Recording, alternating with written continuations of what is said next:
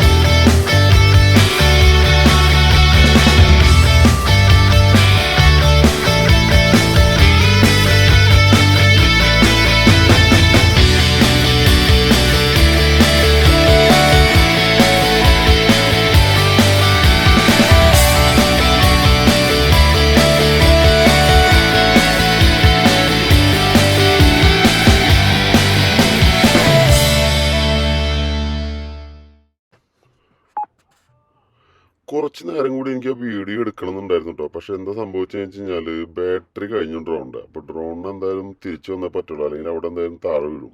അപ്പോൾ അതുകൊണ്ട് ഈ ഡ്രോണ് അതിൻ്റെ ഓട്ടോ പൈലറ്റ് വെച്ചിട്ട് തന്നെ സംഭവം അത് ഐഡൻറ്റിഫൈ ചെയ്ത് ഇപ്പോൾ ഡ്രോൺ എന്തായാലും തിരിച്ചു വരുന്ന കാഴ്ചയാണ് ഈ കണ്ടുകൊണ്ടിരിക്കുന്നത്.